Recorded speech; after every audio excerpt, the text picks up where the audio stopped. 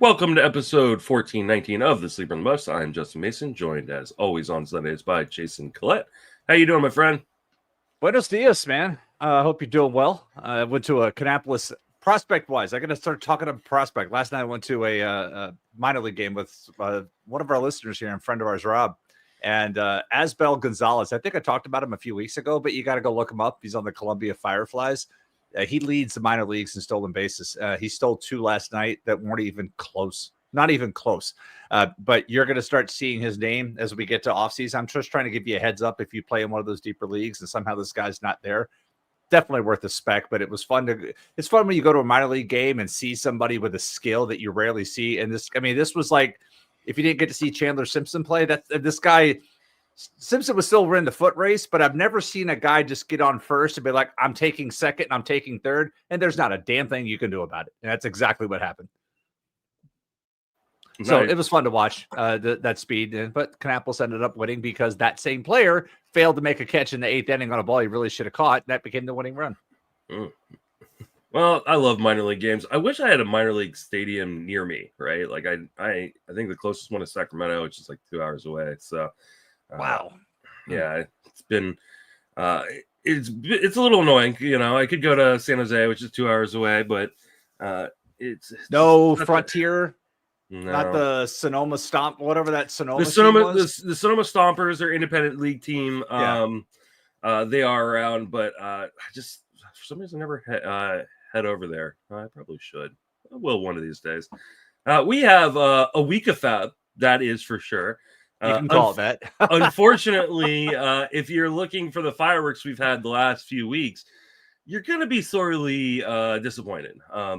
This is not a great week of FAAB. There are a couple interesting names. We're going to talk about Marcelo Mayer, who's a top prospect for the Red Sox that got called up. But really, other than that, we're going to be talking about a lot of kind of deeper league options and a lot of stash plays because there really isn't a ton on the wire this week to be picking up in 12 and 15 team leagues. So if you were going to be enjoying the Memorial Day weekend, barbecuing, things like that, get your FAAB done early today and don't worry about it too much because it's going to be pretty light in terms of pickups this week.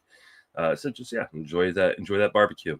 But we're going to start with some news and then we'll get into the FAAB. We do have a decent sized list, but a lot of it's going to be very, very quick to go through. Start with Justin Martinez returning from the IL. Do you think he goes back straight into being the closer role? And now that it's just him, no AJ Puck, do you think he is the dude, quote unquote, the dude, or is he going to still share this role with a guy like Shelby Miller? I think for now he's going to end up sharing it. That's just my gut feeling on it. And then if you look at, since he's come back, he blew the save last night, took the loss. Jalen Beeks was the only other reliever that pitched in that particular game. So I would say he's going to end up sharing it. Shelby Miller hasn't pitched in 4 days since he blew the save on the 20th. It's been a bit of an interesting usage pattern there. I know the Diamondbacks are on the struggle bus of late, but their A bullpen has pitched 1, 2, 3 times this week, and it's been a hold and 2 blown saves. Yeah, I think it's just going to go back to kind of being a committee situation with Martinez maybe getting the lion's share of these saves. Maybe he gets 60 to 65% of the saves, but I just don't feel like the Arizona bullpen is going to be one that is fully settled in on one guy moving forward. I think they love Justin Martinez, assigned to a long-term deal, but I think they're also going to be a little bit careful with him and make sure they kind of put him in the best spots for him to succeed. He is a guy who can struggle with his control. So I think, making sure that he's coming in places that are comfortable for him is going to be important. So if I have Shelby Miller, I'm not dropping him. I'm holding on to Shelby Miller. Right. I think you can safely drop like Kevin Ginkel or any other specs that you might have had in that Arizona bullpen. But I think Shelby Miller is still going to be getting saves, just not as many as he was a week ago. So do you worry, like looking kind of long-term at this, do you have any concerns about them trying to add to this? Because I'm like, look, currently. I think they for sure will. Yeah, that's kind of where they're 3 games out of the wild card, and they're with their history. Yeah, I can't see them being like, we're playing 500. I mentioned they're struggling, but they're playing 500, and they're 3 games out of the wild card at the moment. And one of the teams in front of them, or 2 of them in front of them, are in their own division, so they have a chance to make an impact there. So I feel like this is a temporary situation where they can where they can step outside and go find some help. Yeah, I think they absolutely will. I'd be really, really surprised, especially losing AJ Puck, who was their big kind of mid-season trade last year for that bullpen. Right. I assume they're going to go out, especially like maybe target a lefty, target some sort of lefty that makes a lot of sense to kind of shore up that part of the bullpen, the back end of the bullpen. So I do think they're going to make a move. Probably won't be until the end of July, so we've got a few months to kind of figure it out, and maybe somebody emerges in the meantime. But I think right now it's going to be Miller, and it's going to be Justin Martinez. And then, I do think that they make a move some point here in the near future. The lefty's a good point because Jalen Beeks is the only lefty in that bullpen. Yeah. And I know a lot of guys that, these days, I throw a splitter, I throw a, they have kind of reverse splits, but you try to think about where could they find a lefty?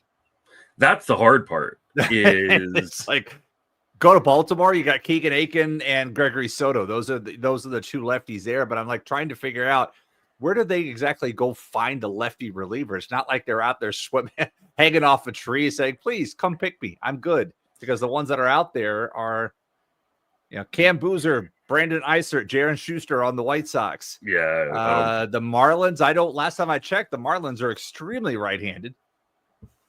Yeah, and Washington doesn't really have Washington doesn't really have an impact lefty. I mean, maybe like a guy like Caleb Ferguson from Pittsburgh might make sense. Andrew Chafin, baby. Bring Andrew Chafin home. Yeah, like I really don't know. But, there'll be a team that kind of falls out of it that we don't expect. And then maybe they go and do something like that. Like you look at like a team like Milwaukee, who currently, they're 6.5 games back in that division. And I don't think 4.5 in the wild card. Yeah, like if they don't pick it up, maybe they go and they look at, somebody for, Jared Koenig, someone like that. I don't know, but some team will fall out of it and get a killing, because with the expanded playoffs, like there's more teams that are going to be vying for one of those playoff spots. But that also means the teams that aren't vying for the playoff spots can get a little bit more back in return at the deadline. So yeah. We'll just have to kind of wait and see how the summer kind of pans out here over the course of the next month or two. I just thought it was interesting taking a look at that roster and where they're at in the standings, where they could potentially make some noise and go get something.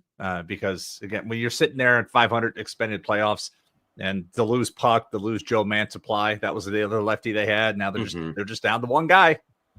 Yeah, I'm sure they'll figure something out. I mean, looking at their minor leagues, I just don't know that they've got something in the system. They don't. I was just looking at that. They don't. Like I don't know that they've got anything that they're going to bring up. So they're going to have to go from outside the system to figure it out. Next guy up, Joc Pederson fractures his hand. So he's going to be out for quite a long time. I think you probably should have dropped him already. Right. I know I did. He's been hitting 131 this season.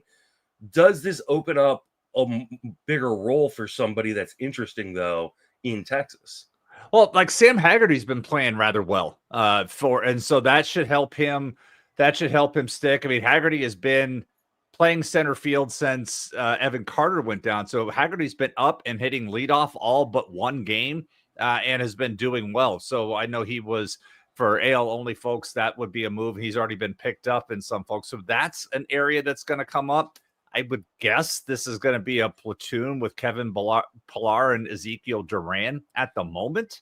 But I don't know if that elevates anybody to mixed league viability. I mean, Evan Carter is still out on the IL. There's nothing that they appear to have ready to come up from Round Rock that I'm staring at going, oh, yeah, this guy would make sense. So this appears to be what they're going to do, is platoon that situation. I don't know who comes up for Joc Pederson yet. They haven't announced I don't see a transaction that says this guy's up, this guy's down. They haven't yet placed him officially on the IL. They did place him on the IL early this morning. It looks like they selected Alejandro Osuna So I thought they might bring up yeah, exactly. I thought they might bring up Krim again and give him an opportunity, but this team is just beat up and ugly right now. It is. So I think Haggerty definitely is a guy who is interesting in your deeper formats. Ezekiel Duran has had moments of viability and is multi-positional eligible. So it'd be interesting to see if they can kind of give him a little bit more playing time. But again, this is another organization that needs to go from outside itself to kind of go shore things up because they are in a lot of trouble. This was a team that was really thought, at least by me and a number of other people, that they should rebound pretty well this year. The pitching has been great when you've got, Tyler Mahle pitching lights out. Jacob deGrom looks like he's getting back to being Jacob deGrom, but the offense is just absolutely atrocious. It is. They are like I would like to see them match up against the Pirates and see if who's going to get the 5 runs first, if ever. Jeez, yeah, it's been really really ugly. Next on docket, we've got Kyle Finnegan is dealing with some shoulder fatigue. If you're taking some specs in the Washington bullpen, where are you going? Yikes. Is that going to cut into Jorge Lopez got the save last night, so he remains one of the most valuable fantasy relievers ever with 6 wins and a save despite a 6 ERA. It's insane that he's doing there. So maybe there. I still like. Before the season, I like Zach Bricky. That's how you pronounce that name. That's spelled all over the place. But I like his stuff, but I don't know if he's ready to do anything. What he's doing so far in the major leagues is not good at all. So I would say Jorge Lopez, if anything happens. Yeah, I think Lopez is probably the next guy up right now. And it's not super enticing, but saves are saves. And if you are kind of dying for saves right now, there's a chance, Finnegan does get put on the IL here, misses a couple weeks. Lopez could get a couple weeks worth of saves for a Nationals team that isn't great, but isn't bad. But this is we talked about this to some extent in the offseason that the Nationals hey, this is a really interesting, good looking team, except for that bullpen. That bullpen was atrocious, and that was before they signed Finnegan. But Finnegan only covered the 9th inning. It was what are they going to do the rest of these innings?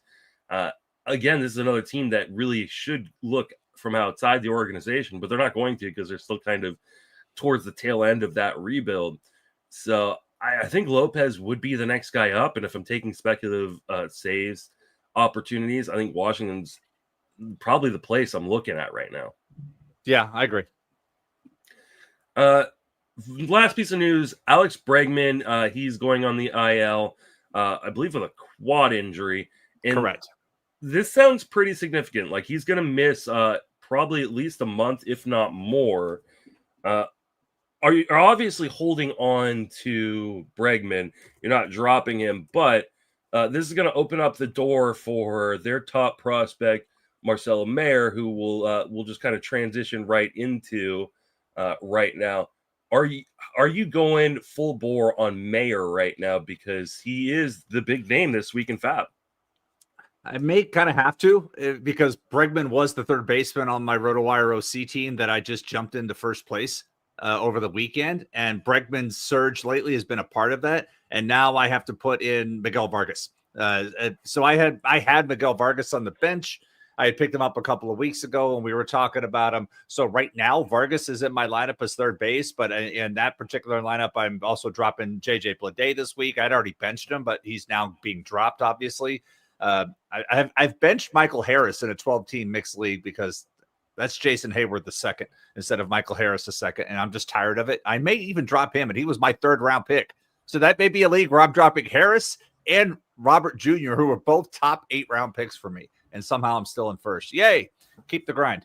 But I've got Imanaga there on the IL too. So obviously I'm not dropping Bregman, but I am going to make some plays to try to find a backup plan to Miguel Vargas for third base. I mean, Vargas this week has got 3 at New York and 3 at Baltimore, but he's in the lineup every single day. That's the good news. And then, over his weekly, he's been up and down. 350, 176, 417, 143 this week. So it's like with Saberhagen metrics, he should be good next week.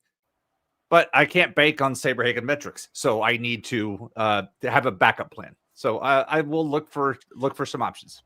Yeah, I mean, Mayer's going to be the large bid this week. If people are going to be going triple digits on a guy this week, it's going to be on Mayer. I would caution people against it a little bit. Like this is a top tier prospect, but it's a guy who has kind of a little bit of a questionable hit tool, even though he has hit well over the course of the last couple seasons in the minors. He doesn't have a ton of power or a ton of speed. I think he's going to be batting towards the bottom of this Boston lineup. I just feel like this is one of those weeks where people are going to go crazy on a guy like Marcelo Mayer just because there really aren't a ton of other options. And I just don't know if he's going to be worth it. Paul and I did that podcast a few weeks ago where we talked about these $300 bids and are these guys worth it? I don't know that they typically are, and I don't think Mayer is one of those guys that necessarily moves the needle. I also remind people that if you're losing Bregman and you need a corner, right, a third baseman, Mayer is not going to have that eligibility, at least for the next week or so. So You're going to have to wait for him to get 10 games of eligibility. He's only shortstop eligible in the majority of formats. I don't think he is even third base eligible in Yahoo, but I'm not 100% sure on that. So, and there's no real guarantee that Mayer is necessarily playing every day either. Right now, he's penciled in and has played the first 2 games he's been up for at third base, but their manager was talking about Cedane Rafaela potentially playing over there and then them putting someone else out in the outfield. And I think Mayer's really got to hit to stay up, right? If he's going to be a part of this Red Sox team while Bregman is out, he's actually got to perform, because they do have Roman Anthony down in the minors. Like I said, they can put Rafaela at third if they need to. I'm kind of surprised they haven't sent Christian Campbell down yet either. I mean, Christian Campbell is not hitting at all. Not at all. I don't think they have the options right now, right? So I think that part of the problem is, I mean, I guess they could just put David Hamilton there, but well, I would say he's not hitting either, but that's because he plays like twice a week. Yeah. And I mean, yeah, man, I wish Hamilton got a longer shot, man. When he 33 bases last year and 300 plate appearances, that was amazing. So I think Mayer is going to be one of those guys that people kind of go to the wall for. I would still make bids on him, but I think he should be a guy you're bidding, no more than like $50-$60 on, not triple digits. I think this is going to be crazy when people drop $200-$300 on it this week. All right, let's move on into the other options. If you are looking for a corner right now, Kody Clemens has actually been pretty hot as of late. And I don't think this is a long-term solution for you at the position, but currently hitting 283, 367, 642 with 4 home runs in just 61 plate appearances. How interested are you in Kody Clemens? I've mentioned one of my best friends is a big Phillies fan. So yesterday, after Kody Clemens homered again, I sent him a note, but like, you guys really couldn't keep Kody Clemens. And he's like, don't even get me started. Like, he is so annoyed to see Kody Clemens doing what Clemens is doing. And it's been like a great, he's in roster limbo. He's out of options. That's why Philly dropped him. They had nowhere to go. And with all the injuries the Twins have had, they needed something, and he's there. So Kody Clemens is playing. As long as they're playing righties, he's in good shape. And then when you look at this week, I'm looking at the schedule, and Minnesota has 6 righties this week. So, yeah, I'm interested in Kody Clemens this week because he should be starting 6 games in a row. Yeah, I think if you're playing the streaming game right now at a corner spot because you lost Bregman or lost somebody else, Kody Clemens makes a lot of sense, right? Like you said, the 6 righty is on the docket this week. He's hot. He's hitting for power. I think this is one of my top options here as a short-term replacement, because he won't be expensive necessarily on the waiver wire right now. So I think he's one of those guys that he doesn't seem like he's gonna be super valuable, but I think if you can kind of optimize him, and I think this is a really good week to optimize Clemens, he's the guy I want to go for. And if I could add the detail, they have 3 at Tampa Bay, 3 at Seattle. Tampa Bay is the starting pitching has not been good this month. In fact, I believe it's been the worst by FAAB. They've had some issues. So nice ballpark for him. And yeah, I would be making some plays on Kody Clemens if you want to play the week by week game. Yeah, especially because if you listen on Friday, there was kind of a running theme of rain in the Midwest, right? So there's going to be a lot of games that are canceled and postponed that will happen in places like Cleveland and Detroit, which means the teams that are playing in places like Tampa or with domes or in California are going to be a little bit more attractive if you're playing kind of that streaming game this week. So I think Clemens is one of those guys that I would attack. Brett Baty has been much better since being called up and is playing more and more. Are you interested in using Brett Baty as a guy as like a short-term replacement? Or maybe I am. I absolutely am. He's on the waterfall that I mentioned for replacing Bregman. Baty's on the waterfall list. He's not leading that, but I am interested in Brett Baty to see where things can go for him. You look at how he's done weekly, this week, home run, 6 RBIs, hitting 412, 17 at-bats, a couple of runs scored. And this is from a lineup that hasn't been doing much offensively. The Mets just haven't been there. They've been struggling offensively. And again, one of my other chat groups, I've got the Phillies fan, I've got the Mets fan. So the Mets fans are one bitching. The Phillies fans like running victory laps because they've won 9 straight. And so, yeah, I see a lot of this. But Brett Baty is intriguing. I would like to see it. It'd be great if he could get a little more playing time. But yes, he's on the waterfall this week and would like to see something materialize looking at the schedule that they have in play this week. The Mets have 4 righties, what I'm looking at there, and then they are against the White Sox and the Rockies. So, yes, please. Yeah, and I mean, Baty is starting to play every day. He's played the last 5 games straight, including 2 games against left-handed pitching. So it seems like he's going to kind of start to figure into this lineup every day, kind of moving forward. And that's great because he's been absolutely on fire since coming back up. In the 45 plate appearances since returning from the minor leagues, he's hitting 326, 356, 698 with 5 home runs and a stolen base. He is hitting towards the bottom of the lineup, but this is a lineup that has a lot of juice in it. So, and your dog is super excited about Brett Baty right now. So I think we need to go and make sure we pick him up this week. Would you rather have Baty or Kody Clemens? I think I'd lean Baty here just because the long-term playing time is more concrete, I think. And that's what I was going to add. It's like, how are you approaching this? Are you looking at this as a streaming option? Or are you looking at this as I want a few weeks? If I'm looking at it on a week by week basis, Clemens with the 6 righties in the ballpark. But if I'm looking at this, like I need somebody to cover Bregman for the entirety while Bregman's out. I'd rather have Baty. Yeah, I think that's right. All right, let's talk about Jose Caballero. I think he's going to be a more popular picked up guy this week. We know he can steal a ton of bases. He's already got 15 in 131 plate appearances this year, walking at almost an 11% rate. Any interest, Caballero? The bigger interest that I have is he's not getting caught that often. Last year, he led the AL with 44 steals, but he got caught 16 times. This year, he's 15 for 19, so that's a better ratio. And because he's got a better ratio, he's allowed to run more frequently. And so he has been playing. They've moved him around the lineup. I mentioned there's a 7-game week coming up this week for Tampa Bay and he's pretty much going to play whenever, but there's a 7-game with 5 righties, 2 lefties. It's a very favorable stolen base schedule for them. So they have 3 Minnesota and 4 at Houston. The Houston matchup is extremely favorable for running. Yainer Diaz and Victor Caratini, particularly Caratini, just don't throw out guys well. So I am very interested in Caballero for that reason, especially this week. I would say this isn't a week by week play, but this week in particular, if you have him on your bench or you're considering him, that 4-game set against Houston could be really nice for stolen bases. Yeah, I mean, he's pretty much eligible everywhere at this point. Outfield, third base, shortstop. I think still has second base in most leagues from last season. So Caballero, if you're looking for stolen bases, I think you can't really do much better off of your wire in 12 and 15 team leagues than Caballero right now. And he is playing regularly, right? Like he is.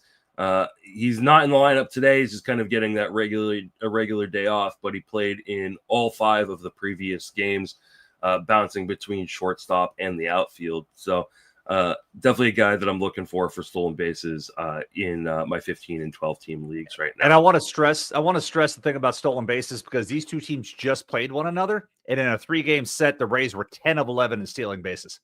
So in a 4-game set, let's see. This wasn't all Simpson, but I mean, like I said, they were 4 for 4 on the first game, 2 for 2 in the second game, 4 for 5 in the third game. Yeah. I mean, Simpson and Caballero, like they're just taking all the bases. So, all right, let's talk about some stash plays, because like I said, this isn't really a great week in terms of FAAB.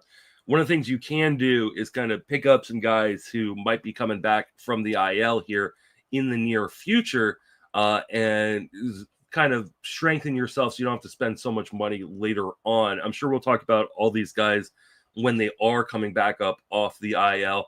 But let's start with another Tampa Bay Ray. Ha-Seong Kim is starting a minor league rehab assignment. This is a guy that you're willing to stash for, let's say, like the next 2 weeks.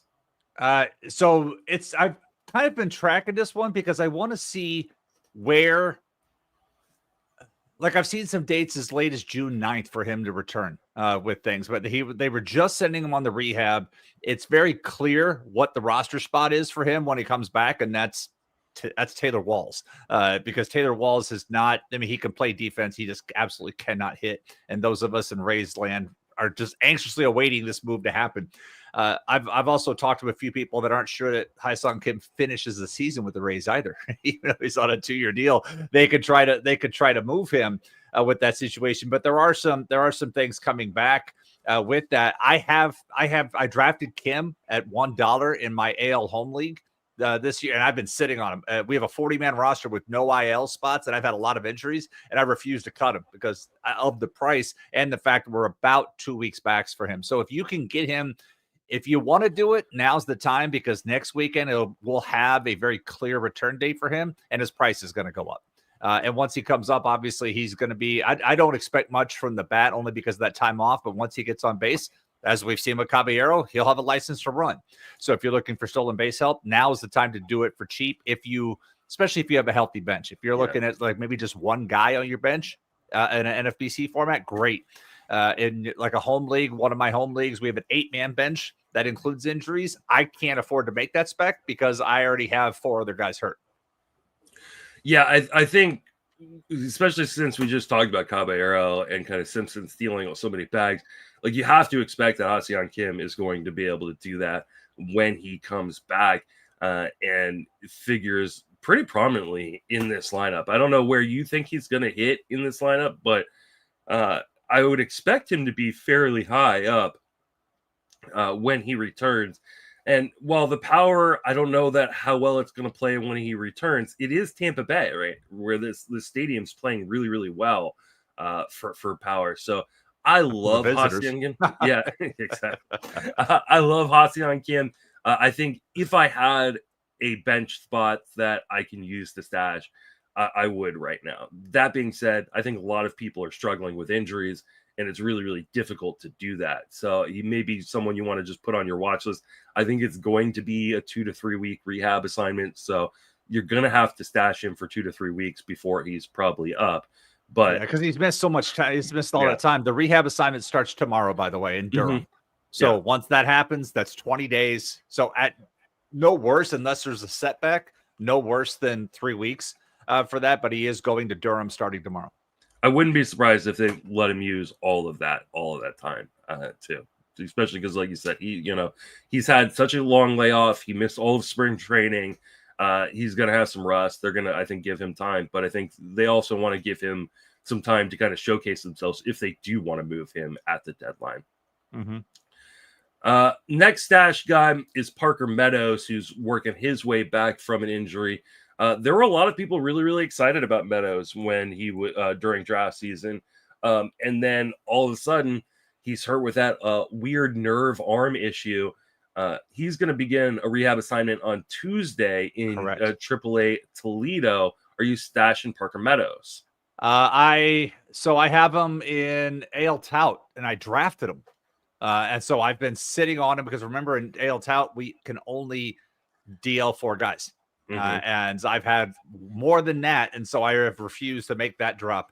And so I am looking forward to that one coming up with that because, potential wise, we know what he's capable of. So if I can stash him right now and hope that this nerve issue is just behind him and he can get into the lineup, that would be great because, you could look and try to figure out where he's going to go in the lineup. And even if it's the nerve issue, Colt Keith at DH seems to be the easy spot. Like put him there because you're not touching Javi Baez, which just blows my mind that we're saying that now. It's like you're not touching that one. And Kerry Carpenter, as long as there's a righty on the mound, and Riley Green. So it's like yet another lefty in their lineup. But for now, it'd probably be the easy thing to put Parker Meadows at DH. Yeah, I think it's going to be one of these long rehab assignments too. And maybe they just hope there's a natural opening because someone else gets hurt. But I don't know what they're necessarily going to do here in terms of getting him playing time when he's back. So I think I'm probably kind of pumping the brakes a little bit on Meadows here. He's been kind of up and down throughout his entire career as a major leaguer. I think he's going to need to hit. I do need to correct myself. He actually started the rehab assignment already last Tuesday. Yeah, he's got 2 games in. So, yeah, three games in so far, hitting 125, 300, 125. So kind of slow start, but we got to wait and see. I think they're going to give him a lot of time and either hope that there's a natural opening that opens up because someone else gets hurt. Or there's, I think, a potential where he just stays in the minor leagues even after he's kind of ready to go. Yep. Next one is a guy that I'm waiting on quite a bit in quite a bit of leagues, and that's Colton Cowser, who is coming back. He's going to be starting a minor league rehab assignment. Where are you at on Colton Cowser? Who's going to get to Baltimore first, me or Cowser? I'm going on the 13th, so I'm going to 2 games that weekend when they're playing the Angels, joining the Joe Sheehan group on a Friday night and staying after for games with Rob and Scott on Saturday situation. So, like, who's going to get there first? I don't know what to do. I honestly do not know what to do with Baltimore. I can't figure that out because by the time they get all their pieces together, then they're going to be moving them. Like we know that Cedric Mullins is probably gone somewhere. There was just news this morning that the Padres are trying to upgrade their left field situation. I don't know what they've got left to trade, but that would be somebody I would be calling on. So I don't know where this is going, honestly. I mean, because I was thinking about like Ryan Mountcastle this morning, how interested I was on him to start the season and just how much of a disappointment he and many others in Baltimore have been offensively. Moving into fences haven't really changed much of anything. No, it really hasn't. He is on a 60-day IL, but that will run only until the end of the month, right? So he'd be eligible to come back as of like the first week of June. He's starting in low A, or I believe in high A Aberdeen.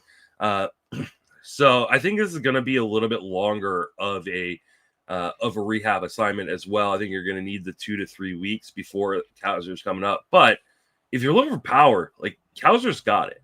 And this is one of the harder things to find off the wire. And so I think if I'm looking for power specifically, I might be willing to stash Cowser here for the next 2 to 3 weeks if I've got that spot. So especially if you have an open IL spot, picking him up, throwing him in there, and kind of wait and seeing. Cowser is one of those guys. The only problem with that is it is a thumb injury. We know these thumb injuries and hand injuries can sometimes sap power.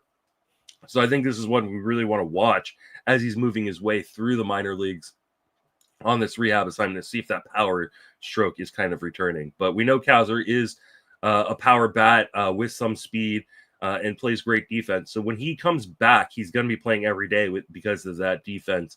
And that's hard to find, especially in some of these deeper leagues. Mm-hmm.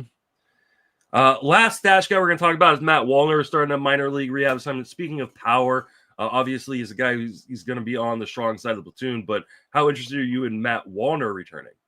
Very, because this was a guy that I targeted in several leagues in the offseason, traded for him, added him, was really into him. So I have been anxiously awaiting this return. I'm honestly surprised that there's talk about him coming back this week. Hit back this week, considering he had a grade 3 hamstring injury. And if he comes back this week, that would be pretty amazing because he's only been out 3 to 4 weeks, if I recall. So when I look at the Minnesota situation, trying to, like, when you put him back up, what's the trickle down as we talk about what happens to the rest of that lineup situation? Kind of don't want to touch Kody Clemens at the moment, the way he's hitting. And maybe it's, I don't know. Where do they go with this? Looking at the lineup, because they got Trevor Larnach hitting leadoff, and at least he's kind of getting on base. The numbers are still there. I'm just trying to figure out what they do. Is that cut into Willie? Does Willie Castro go back to a utility role? Yeah, I think that is probably the answer here. Is you put Willie Castro back into a utility role. He kind of until the next injury comes up. Yeah, and that's the thing. There will be another opening at some point, right? Because this Minnesota team can't stay healthy at all. Whether it's Royce Lewis or Brian Buxton or whoever it is, like someone's going to get hurt at some point. And all of a sudden, that's right, Buxton's already hurt. So yes. Or whether it's Carlos Correa, they'll find a way to get Willie Castro back into the lineup. But I do think like the smart opening or the good bet right here would be Willie Castro moving back into kind of a utility role. Can we applaud the Twins for a moment though, just because how they turn their season around, and now they're hitting Ryan Jeffers leadoff when he's playing. Yeah. How many catchers do you see hitting leadoff? That's the situation that they're in right now. They're one of the hottest teams in baseball right now. And this is going to be a really fun division to watch right now. You've got 4 teams who are, above 500. Obviously, the White Sox still just suck.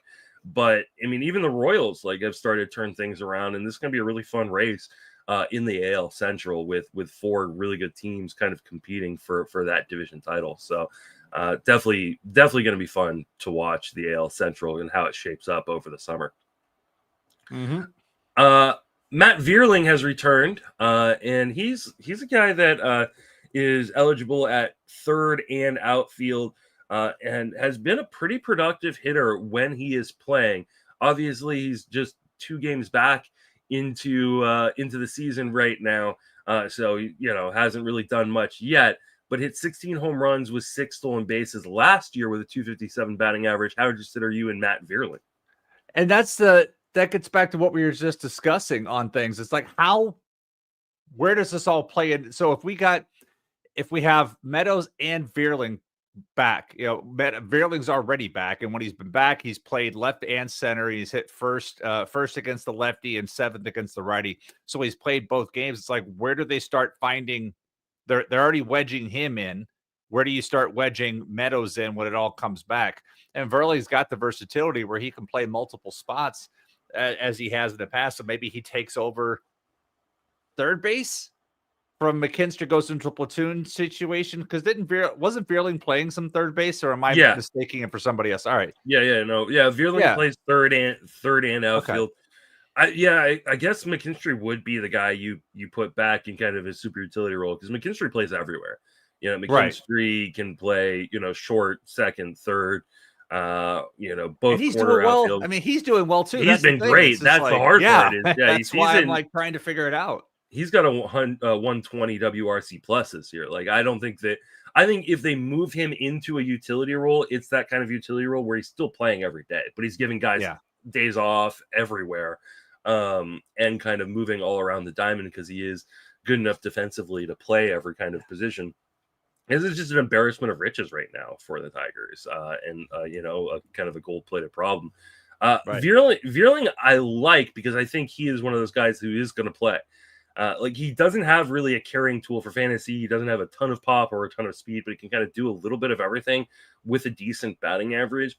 And so, in your 15-team leagues or even in your 12-team leagues as a bench option, I really like Vierling because he offers so much flexibility to your roster. So If you are someone who lost Bregman, I think he's a good option to go pick up. Or if you're just looking for a kind of a better corner option, right now he's widely available in leagues and someone I would be going to the bed or to the waiver wire to pick up.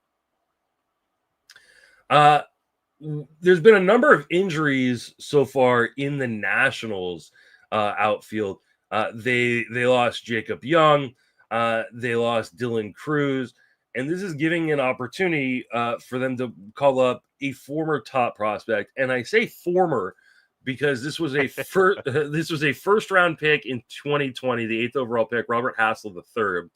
But he really hasn't lived up to that draft spot in the minor leagues. He's very quickly kind of fell off a lot of the top 100 lists after drafting. And I think this is one of the problems that we're running into as these 2020 draftees are kind of coming into the majors or getting close to the majors, is because the 2020 shortened season in college and high school baseball, a lot of these guys who were drafted were just kind of dart throws. And Hassell seems to be one of these guys that probably had he had a full season and teams were able to do more research than they were because of COVID, he may not have gone as high as he did. But he's going to be playing regular here. He's already played 3 games for the Nationals, not hitting particularly well yet. But in AAA this year, he was hitting 288, 337, 405 with 4 home runs and 9 stolen bases. Any interest in Robert Hassell III? I mean, because of the skills and because of the speed and because of the Nationals' penchant for liking to steal bases, yes. But quick to have a very short leash on what's possible, because the Hassel's had the stolen base. He had 15 just looking at some of the things here, but I'm just concerned how much contact he makes so far. Not good in the at bats he's had. So tepid interest, but only for speed play. Yeah, I think this is speed kind of batting average play. I don't think the power is going to play super well in the majors, at least to start. I don't think he's going to have a lot of game power as of yet. And even when he kind of matures and some of that raw power turns into game power, like, he's not a guy who projects to be a 20-plus homer hitter in the majors. I think he's more of a teens homers and like 20 stolen base guy, maybe at some point in his career. But I think you're right. I think it really comes down to what he can do in terms of the hit tool. Will he make enough contact to make things work? He was doing that in AAA this year. Prior to this year in AAA, he was below 80% zone contact. But this year he was 87.6. And so if he can make enough contact to kind of unlock some of that speed when he's on the base path, like, I think there could be some value here. In the long term, I think he's just kind of a seat filler, right? Once Jacob Young, Dylan Cruz come back, and I don't think either are going to be out a particularly long time, I think Hassell goes down. So if you're looking for a short-term kind of potential replacement in a 15-team league, I can understand it. But honestly, I think I'd rather take some of these stash plays if I've got the open bench spot. Yeah, agreed. All right. What about Denzel Clarke? He is a prospect for the A's. I believe he's already been called up, but I don't know that he's played 2 games. Oh, he's played 2 games. Okay. So far hitting 0-0-0 with 0 home runs, 0 stolen bases. Fitting right in, baby. 83% strikeout rate in his first 2 games. Obviously, we don't care that much about a 2-game sample, but he is a guy who has struggled with strikeouts throughout the minor leagues. We're talking about a 30% strikeout rate throughout the minor leagues. He was striking out at just a 22% clip this year, hitting 286, 436, 419, no home runs, 7 stolen bases. There is not much power at all in this profile. And really, there isn't much of a hit tool. What there is a crap ton of speed. And actually, there is a fair amount of raw power. It just hadn't been unlocked really so far in terms of game power. But he stole 36 bases in 478 plate appearances in 2024. He's stolen bases all throughout the minor leagues and can walk. Any interest in Denzel Clarke? So I was looking back at the Eric Longehagen's article about picks to click. Picks to click who I expect to make the 2026 top 100. And he's got a note in here about Clarke. And the note basically says, Clarke's an incredible outfield defender with a super long swing. So if you want to know where the strikeouts come from, there you go. And he's like, he'll click if he can shorten up enough to have even one above average offensive tool. So that to me is like, and the fact that he struck out 5 to 6 times, 5 of his 6 plate appearances so far, it's like speed's great, but you got to get on base to use it.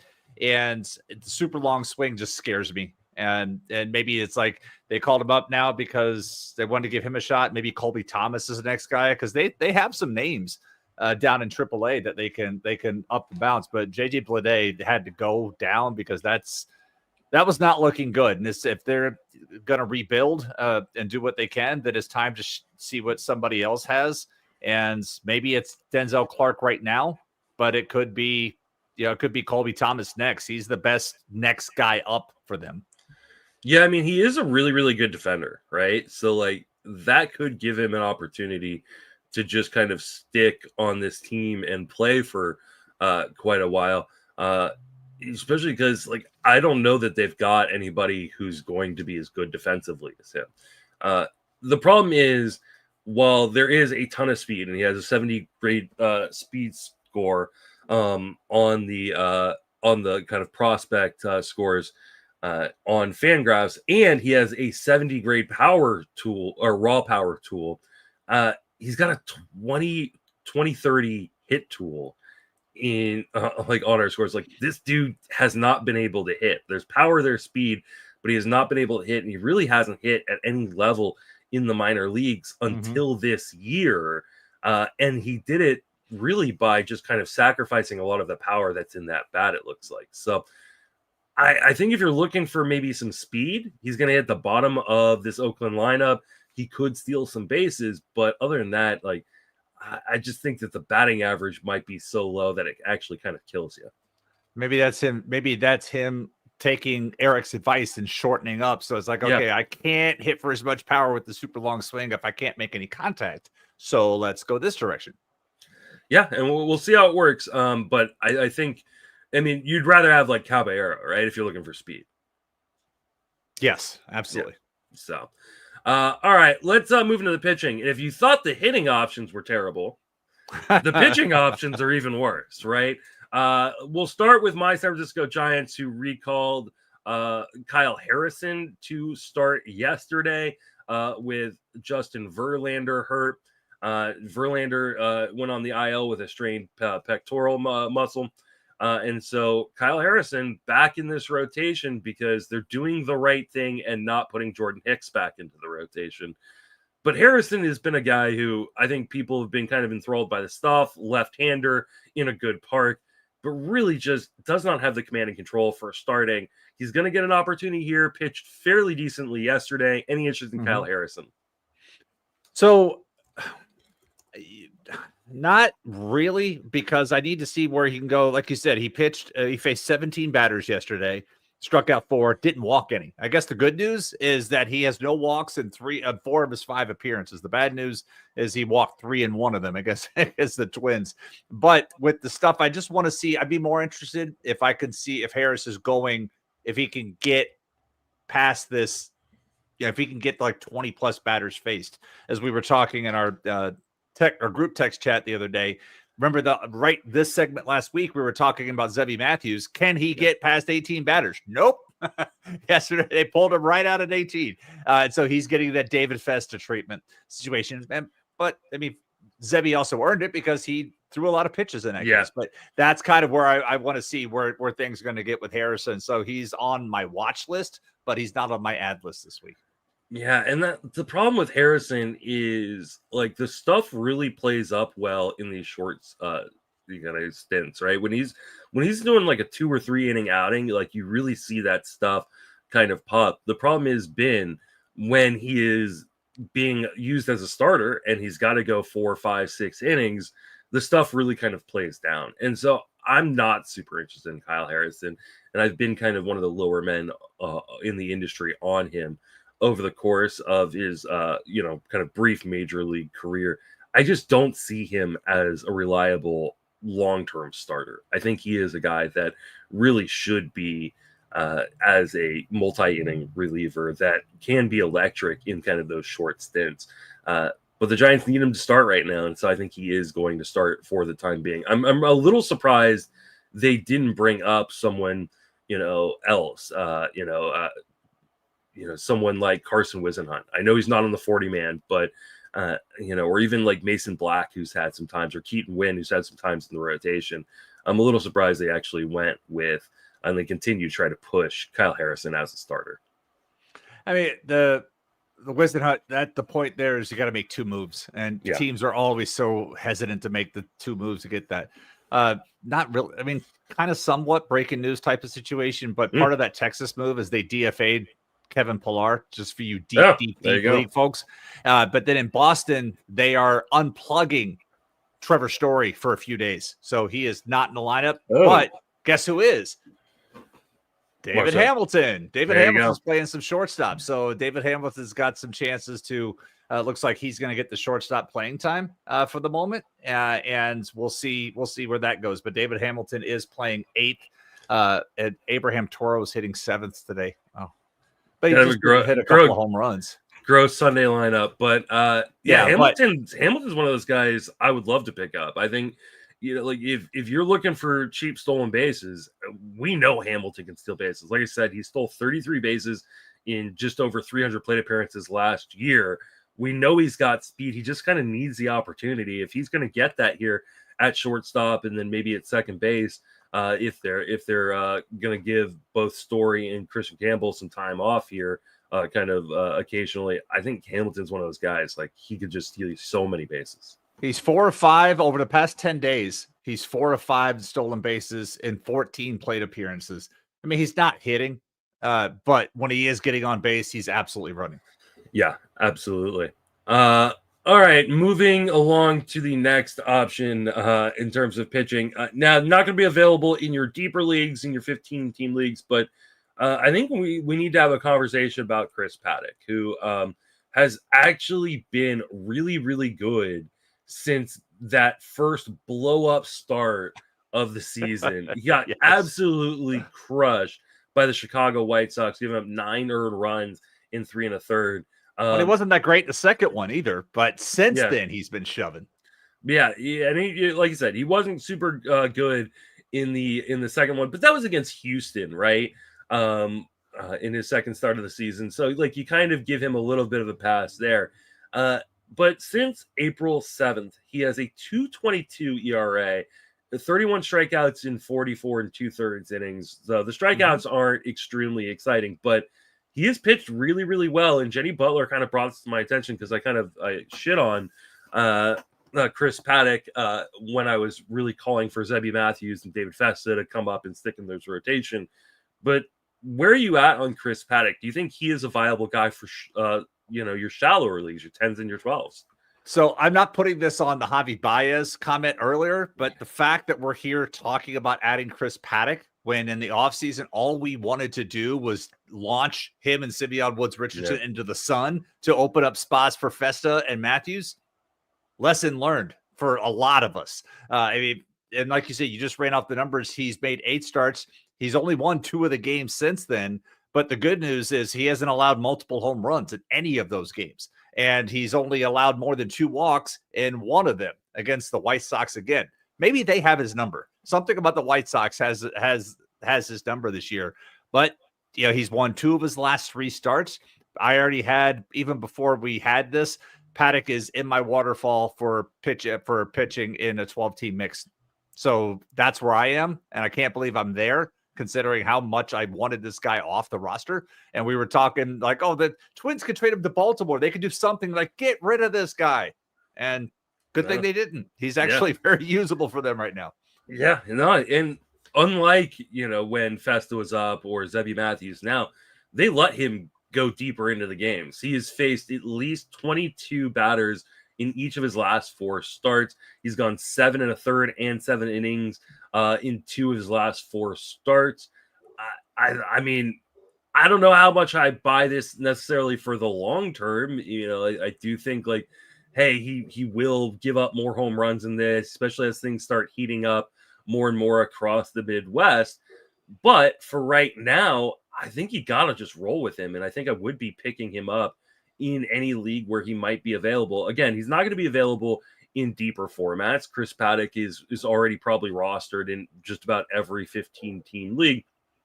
But he does have a 2-start week this week at Tampa Bay, at Seattle. And I think in spite of the fact that those are kind of tougher matchups being in Tampa Bay where the ball kind of flies and going up against the Seattle team, which is weirdly good offensively this year.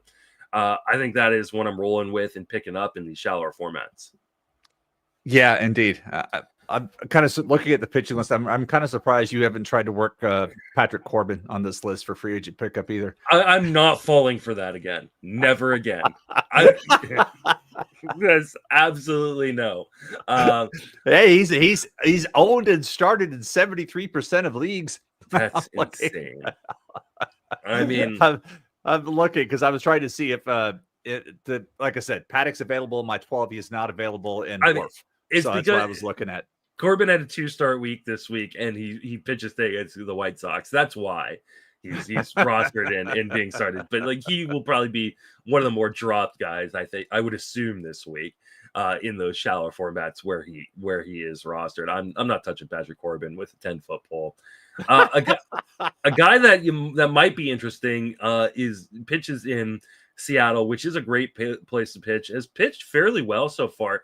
And that's Logan Evans, who's come up and kind of filled in this rotation in Seattle. Thrown 27 innings so far with a 3.33 ERA. And so far, he has gotten 21 strikeouts. There are some command issues, right? He's 1.6 so far in the homers per 9. The walk rate is around 7-8%. The stuff isn't overwhelming or anything, but he is pitching well in deeper leagues. Are you interested in Logan Evans? How in the world is his ERA only at 3.33 with 5 homers and 27 innings? Thankfully, he has walked not. I mean, even the walk rate's not that great, and yet there he is. And so you mentioned earlier, it's like if I'm really trying to chase wins, then yes. If I'm hurting in wins and I need to find something because of that Seattle offense, he's made 5 starts and won 2 of them. Sure, but this is currently a risk. But yet in AAA, no home runs allowed and wasn't walking anybody. You know, the gap between AAA and the majors is as big as it's ever been in recent years. It's not like it's just a step up. It's a pretty big step up these days. So you could be buoyed by the fact that he had only allowed 7 home runs in 142 and 2/3 minor leagues innings coming into this, but then so far as learning that when you miss your spot, major leaguers will make you pay type of situation. I would be, again, got to like kind of swallow a little bit. I'd still like Paddack a little more right now, only because of the T situation. But if I need looking at wins, I would put Evans as second of the pitchers that we've discussed. I'd take him over Harrison right now, and I'd take him over the guy that we're about to talk about.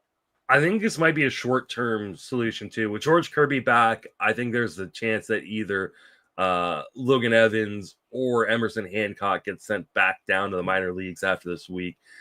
But he does have a start against Washington, which is a pretty decent start.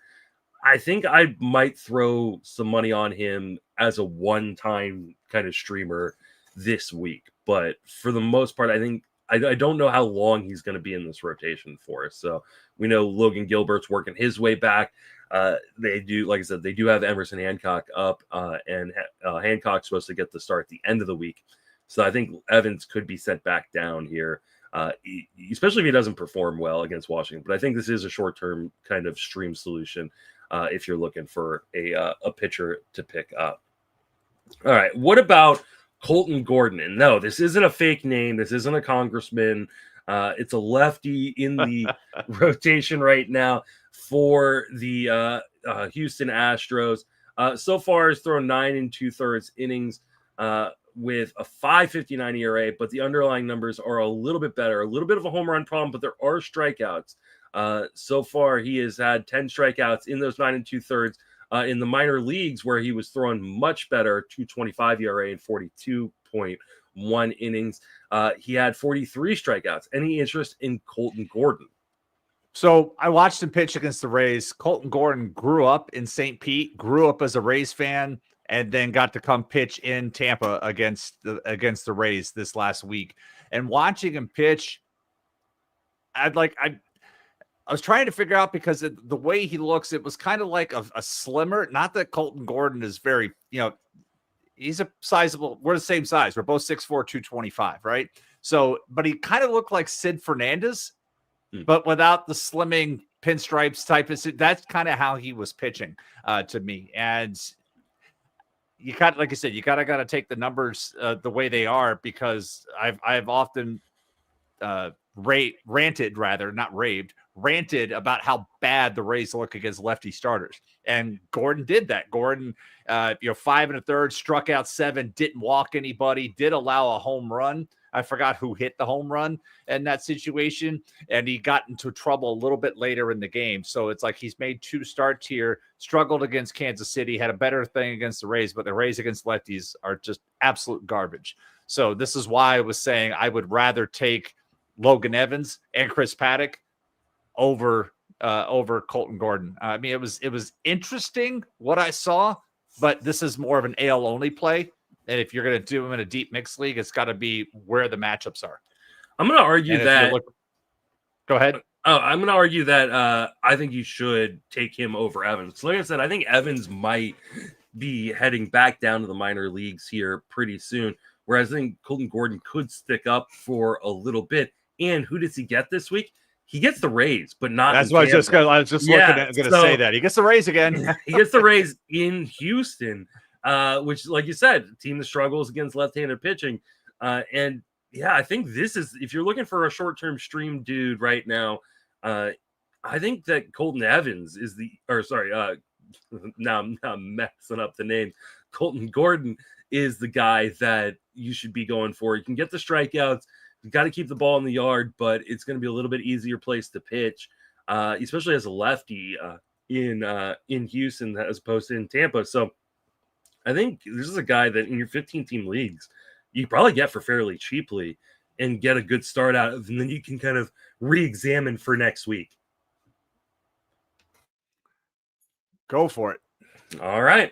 That's going to wrap us up. Sorry that it was kind of a disappointing FAAB week, but hopefully next still here. Thank you. Yeah, hopefully next week we'll have a better FAAB conversation to talk about. We're also going to have a second conversation next week. You and I are going to get to talk twice next weekend because we're going to be doing an event. You want to talk about that event we're going to be doing?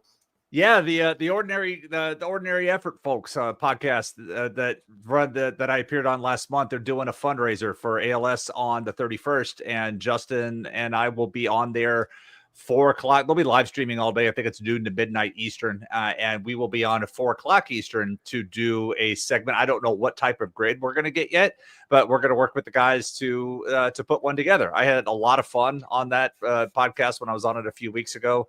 And I mentioned their very engaging Discord presence. If you want to go look that up. And then Immaculate Grid is my daily exercise. I scored a 5 this morning, so I was very proud of myself on that because it had. What did we have today? We had Orioles. Oh, it's down to a 4 now. Woo! So we had Orioles and Yankees. So I used Mike Morgan. Then I had Yankees and Dodgers, Mariano Duncan. Yankees and Astros, Jose Cruz Sr. Then pulled out a Frank DiPino for the Cubs and Astros, a Ron Davis for the Dodgers and Cubs, a Dickie Knowles for the Orioles and Cubs, and then 100 RBI seasons. BJ Surhoff for the Orioles, JD Drew for the Dodgers, and Carl Everett and the Dinosaurs for the Astros. So I pulled a 4. My score came down a little bit today. So it's fun. I'm looking forward to doing that. And then we can hopefully have a better FAAB to talk about next Sunday as I prep to hit the road and go to Indianapolis for a few days. There we go. Yeah, if you enjoy watching me get roasted, definitely come check out this live stream. They're going to be raising money for ALS. And as much as I am obviously a big baseball guy, and I'm also a big history guy. I've got a degree in history. I spend a lot of my time reading and listening to history books. For some reason, I was talking about this with Paul off air the other day because we're both kind of big baseball guys and big history guys. I'm not a big baseball history guy, and so I don't do well on the Immaculate Grid. So this is going to be pretty embarrassing for me. I'm going to spend the next week kind of doing some work and practicing these, but I'm going to get roasted because I came to baseball fairly late. In terms of where people or when people tend to start kind of following baseball. So I grew up in DC before the Nationals were ever around, so I didn't really have a baseball team to root for growing up. I think I'm going to be thoroughly embarrassed by Jason and everybody else on this live stream. So come laugh at me, raise some money for ALS. It's going to be a lot of fun next Saturday at 4 p.m. Eastern, 1 p.m. Pacific. We're gonna have a lot of fun and raise some money for a really great cause. Yeah, indeed. Tune in and have. I mean, I don't know who else they'll be putting out something here soon. They'll talk about everybody that they're going to have. I don't believe they've made that kind of announcement yet to say, "Hey, here's all we have." But look for that. I'm looking. Yeah, I'm looking right now, and I don't see any particular, hey, this is everybody that we're going to have on it. But, they reached out and was like, yeah, please. Yeah, I'm really excited for it. I just started listening to their podcast. So it's going to be very informative for me. Like I said, I'm not going to be very good at the actual grid itself because, like I said, I'm not a big baseball historian, in spite of the fact I love history and I love baseball. But maybe this will give me the juice and the fire to do more baseball history kind of research because I do love history, I do love baseball, and I just, for some reason, those two things have never connected for me. So that's gonna wrap us up for this episode. For Jason and myself, thank you for listening. Have a fantastic baseball season. Yep. See you guys.